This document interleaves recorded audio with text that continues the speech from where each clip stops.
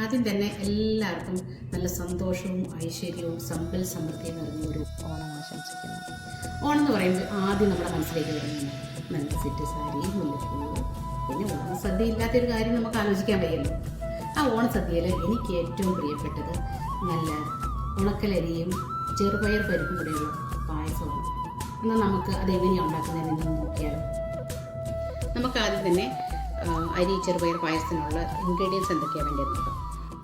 ഉണക്കലരി 1 cup, ചെറുപയർ പരിപ്പ് 1 cup, ശർക്കര 2 കപ്പ്, ഉണക്കമുന്തിരി ആവശ്യത്തിന്, അണ്ടിപ്പരിപ്പ് ആവശ്യത്തിന്, പിന്നെ കുറച്ച് തേങ്ങ ചെറുതായിട്ട് നുറുക്കിയെടുത്തത്, തേങ്ങാപ്പാൽ, ജീരകപ്പൊടി, ഏലക്കാപ്പൊടി, ചുക്കുപൊടി, ആവശ്യത്തിന് ഘീ. ഇനി നമുക്ക് അരി കുക്കറിലിട്ട് ആവശ്യത്തിന് വെള്ളം ഒഴിച്ച് ഒന്ന് വേവിച്ചെടുക്കാം. അരി കുക്കറിൽ വേവിക്കാൻ വെച്ചിട്ട് ഒരു 2 വിസിലടിച്ച് കഴിയുമ്പോൾ നമുക്ക് ഓഫ് ചെയ്യാം. ആ നേരം കൊണ്ട് നമുക്ക് ഈ ശർക്കര ഒന്ന് പാനിയാക്കി എടുക്കാം, അല്ലെങ്കിൽ അതിൻ്റെ അകത്ത് കല്ലും കരടും ഒക്കെ ഉണ്ടാകും. അതുകൊണ്ട് ശർക്കര പാനിയാക്കി അരിച്ചെടുക്കണം. അതേസമയം നമുക്ക് ഈ ചെറുപയർ പരിപ്പും കൂടി ഒന്ന് വറുത്തെടുക്കാം. ആ സമയത്ത് തന്നെ ഞാൻ ചെറുപയർ പരിപ്പൊന്ന് വറുത്തെടുക്കുക.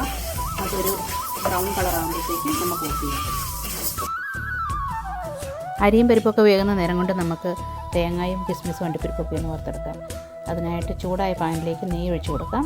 നെയ്യൊന്ന് ചൂടായി കഴിയുമ്പം അരിഞ്ഞു വെച്ചിരിക്കുന്ന തേങ്ങ അതിലേക്കിട്ട് വറുത്തെടുക്കാം.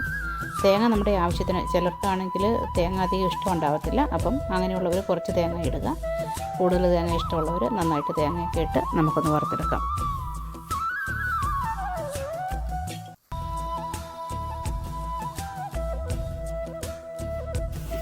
തേങ്ങ ഇപ്പം മൂത്ത് നല്ല ഗോൾഡൻ ബ്രൗൺ കളറായിട്ടുണ്ട്. ഇനി ഇതിനെ നമുക്ക് വേറൊരു പാത്രത്തിലേക്ക് മാറ്റാം.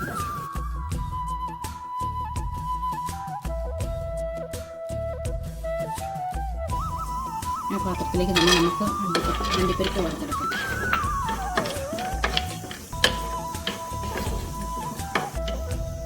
അണ്ടിപ്പരിപ്പ് ഒരുവിധം മൂത്തിട്ടുണ്ട്. അതിലേക്ക് ഈ കിസ്മിസ് കൂടെ ഇട്ട് കൊടുക്കാം. എനിക്ക് അധികം കിസ്മിസ് ഇഷ്ടമില്ല, അതുകൊണ്ട് ഞാൻ കുറച്ച് ഇടുന്നത്. അരിയും ചെറുപയർ പരിപ്പും നല്ല പാകത്തിന് വെന്തിട്ടുണ്ട്. ഇനി അതിലേക്ക് നമുക്ക് പാനിയാക്കി വെച്ചിരിക്കുന്ന ശർക്കര ഒഴിച്ചു.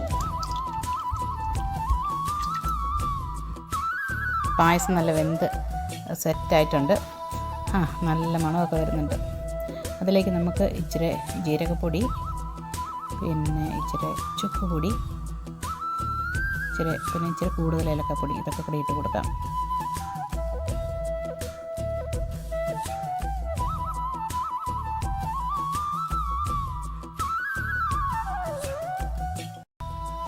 ഇതിലേക്ക് നമുക്ക് തേങ്ങാപ്പാൽ ഒഴിച്ച് കൊടുത്ത് നന്നായിട്ടൊന്ന് മിക്സ് ചെയ്യാം. ഫൈനലി നമ്മൾ വറുത്ത് വെച്ചിരിക്കുന്ന തേങ്ങയും നട്ട്സും കിസ്മിസും കൂടെ ഇതിലേക്കിട്ട് ഒന്ന് മിക്സ് ചെയ്ത് നമുക്ക് ഓഫ് ചെയ്യാം. തേങ്ങാപ്പാൽ ഒഴിച്ചതിന് ശേഷം ഇത് തിളയ്ക്കേണ്ട ആവശ്യമില്ല. നമ്മുടെ അടിപൊളി പായസം ഇവിടെ റെഡി ആയിട്ടുണ്ട്. കണ്ടിട്ട് തന്നെ നല്ല കൊതി വരുന്നുണ്ട്. ഇതെങ്ങനെയുണ്ടെന്ന് നമുക്കൊന്ന് ടേസ്റ്റ് ചെയ്ത് നോക്കിയാലോ.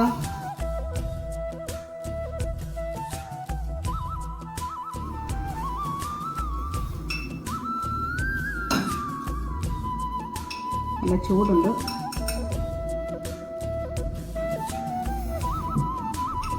സൂപ്പർ. അപ്പോൾ എല്ലാവർക്കും ഒരിക്കൽ കൂടി നല്ലൊരു ഓണം ആശംസിക്കുന്നു. Thanks for giving me this wonderful opportunity. Thank you.